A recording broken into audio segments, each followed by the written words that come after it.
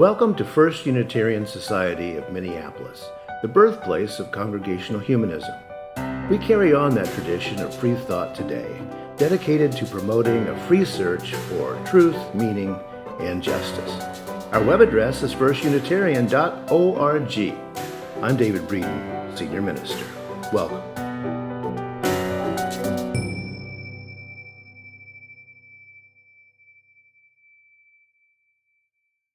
When you're looking for something to occupy your time, do a web search on the terms walking pet lobster.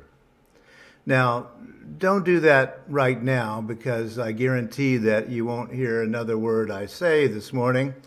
The search is, however, worth your time. Besides seeing lots of pet lobsters being walked, including Homer Simpson walking one, you will encounter reference to the first pet lobster walker, the 19th century novelist and poet Gerard de Nerval, famous for walking his pet lobster in Paris on a silk ribbon.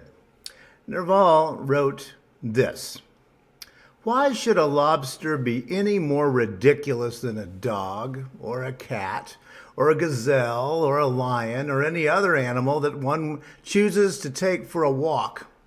I have a liking for lobsters. They are peaceful, serious creatures. They know the secrets of the sea. They don't bark. They don't gobble up your monadic privacy like dogs do. And Goethe had an aversion to dogs, and he wasn't crazy." Now, by the way, a spokesperson at the Lobster Conservancy, who knew, right, says taking a lobster for a walk in the park is cruel and sadistic behavior. Please don't even think about it. Well, myths are just that. And the chances that a poverty-stricken Parisian poet in the 19th century could have kept a lobster alive for any length of time is nil. But the story exemplifies the individuality and individualism that poets have long celebrated in Europe and Europe's many colonies. "Épatez la bourgeoisie" was the rallying cry of Romantic-era poets. Upset the middle classes. Nerval was a part of the generation of French poets that included Baudelaire, Verlaine, Rimbaud, part of a tradition called the poète maudit, or cursed poet. This tradition led to the cliché of the lost and lonely poet resisting the straitjacket of middle-class culture, madly scribbling in a garret somewhere. And Romanticism was about celebrating human creativity and the mysteries of the unconscious, just as Europe became a vast industrial capitalist zone. However, the artists were not upsetting the middle classes. They were merely romanticizing an individualistic counterculture. You know, April is National Poetry Month here in the United States, and it's a month to celebrate poetry in all of its eerie glory. And as someone who's spent most of his life attempting to write poems, and as someone who has struggled against clinical depression most of my life, it's not hard to surmise that the idea of a cursed or a lost poet would appeal to me when I was young. Here were all these great poets telling me that mental illness was romantic and artistic. And by the way, that idea has killed more than one person over time, and I will come back to that point. Last week, I was talking about that age-old question kids get asked, "What are you going to be when you grow up?"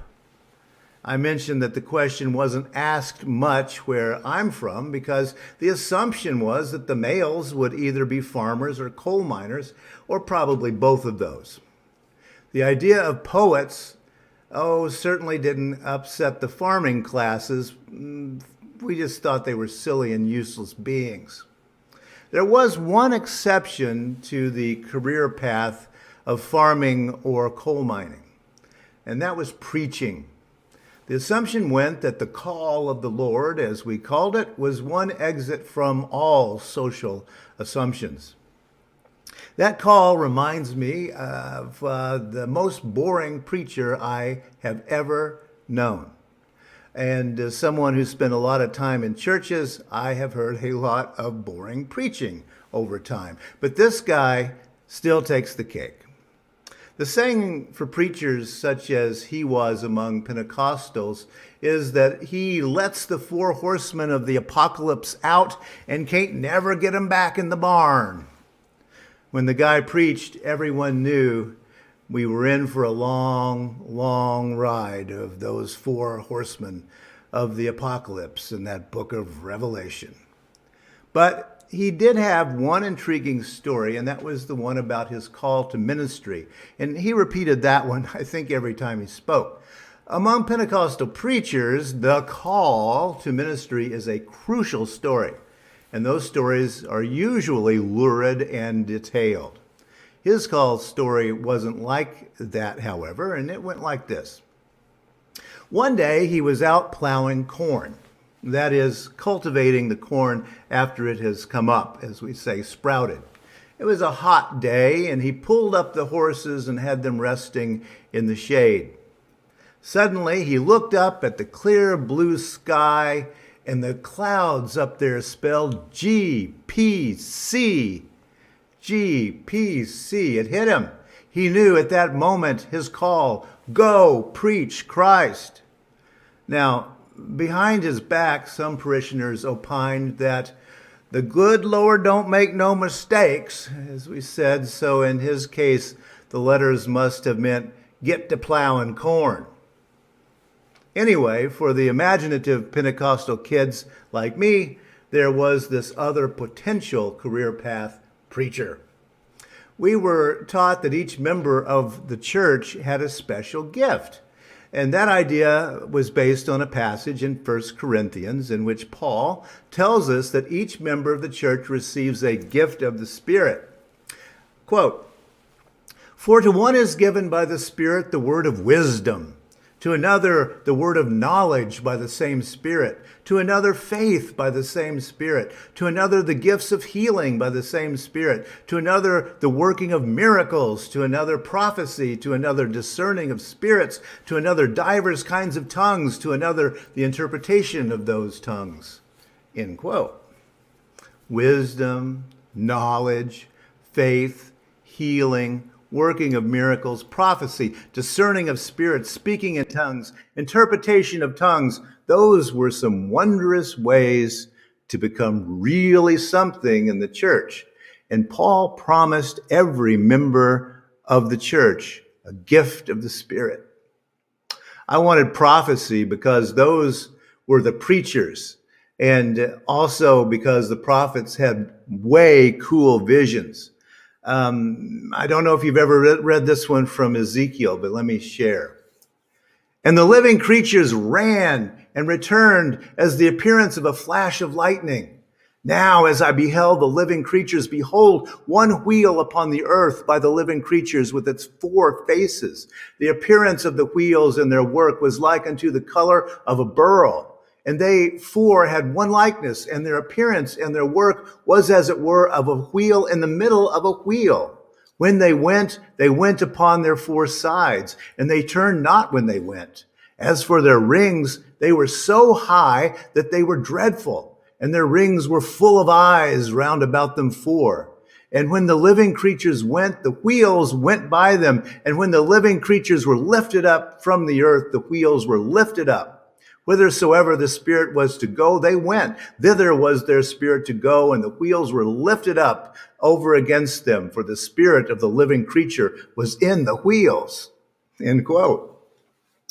So, how cool is that? Wouldn't it be cool to have a gift to interpret that kind of vision, I thought as a kid? With passages such as that in 1 Corinthians, Paul was building congregations with this new thing about Christianity. He was creating Christianity out of thin air. The early Christians had Judaism as a model, and they had their so-called pagan traditions. But for the most part, Paul's letters are about how to build a new kind of congregation.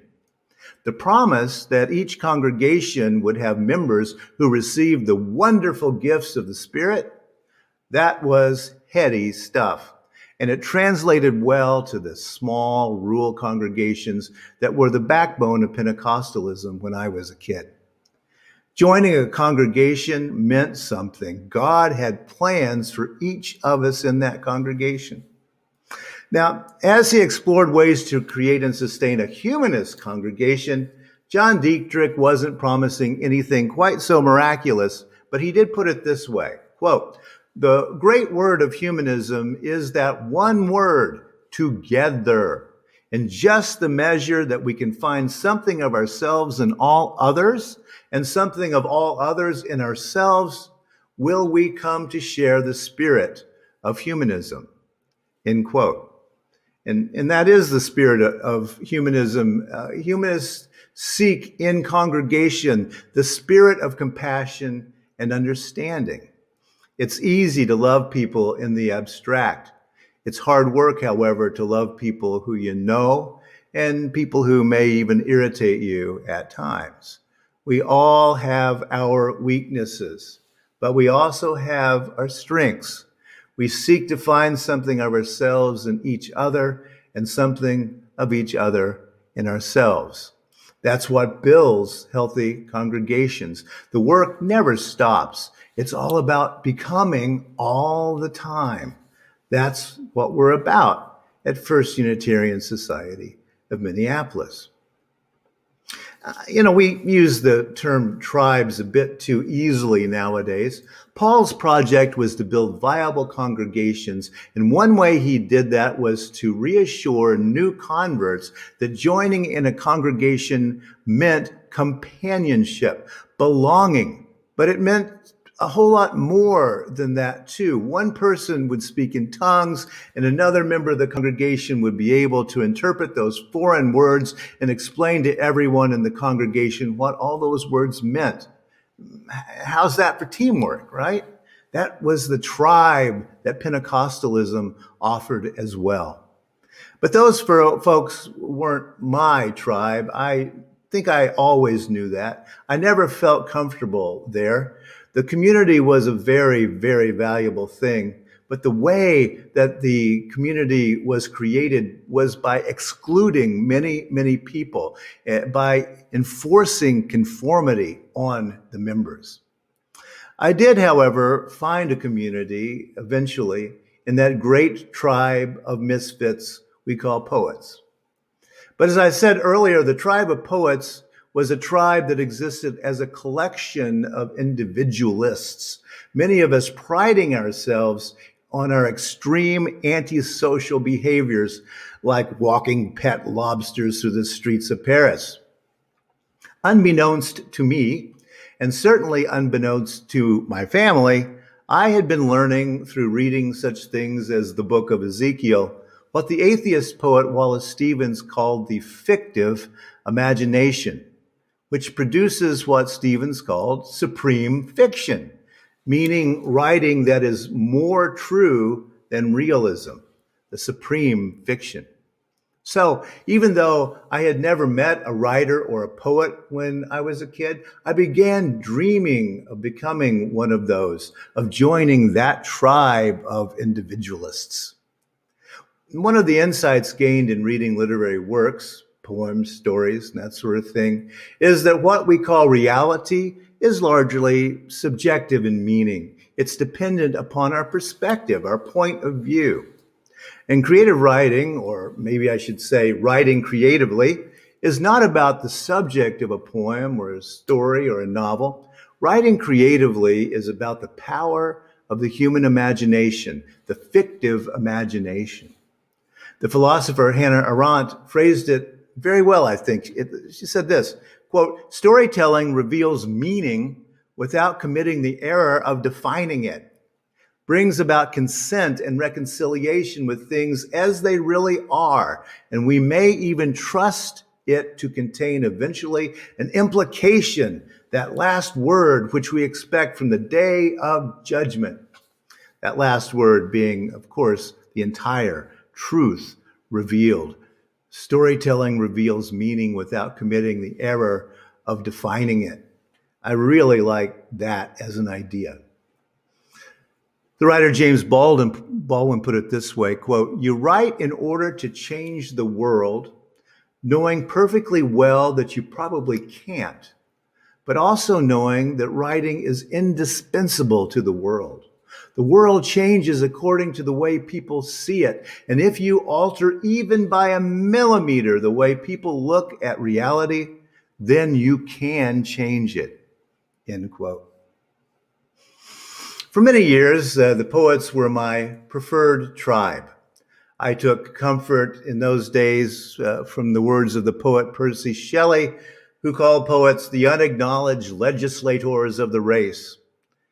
Yet no one, no matter how individualistic acts such as walking a pet lobster through the streets of Paris is, it was the human beings that I met, those who called themselves poets and artists, and in a community where we actually had coffee and were able to talk. Those relationships were what kept me alive, really, because I was in conversation, sometimes metaphorically, sometimes actually with powerful imaginations, such as James Baldwin. James Baldwin, too, had his Paris and walked in those streets. He refuged there for many years to escape American racism and homophobia. His assertion of authentic selfhood was much more profound, though, than just walking a lobster through the streets and the parks. I was able to meet Baldwin toward the end of his life. I was young and he was old. His wisdom, the wisdom and the hope that he communicates in lines such as, "You write in order to change the world, knowing perfectly well that you probably can't." That's the way I felt about our tragically unjust American society. I've been greatly blessed in my life to have worked with geniuses such as Baldwin. I can't forget the pure joy in his laugh that exposed those jagged yellow teeth from a lifetime of smoking cigarettes. James Baldwin was an authentic human being living an authentic life in his body on his terms, because he knew the depths of despair. Then he was able to experience pure joy in those moments. Now, since my retirement from the university, I've continued writing poetry. I love doing that, but my central focus has been on how to create humanist community. From the experiences of my youth, I know that congregations can be transformative organizations. Everyone does have a gift to bring. They aren't like those that Paul and the Pentecostals promised, but they are considerably more useful, I think. Things like electrical engineering and web design and social media skills and cooking and transcribing and singing and gardening, and that list of talents goes on and on. Our volunteers are amazingly gifted human beings, bringing the gifts of your spirit into the congregation, into the group. That's the magic. Sharing part of yourself and then experiencing others.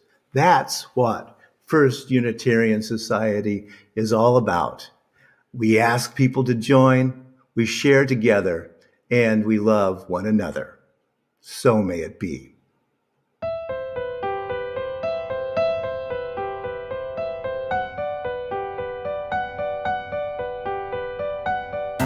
Thanks for listening.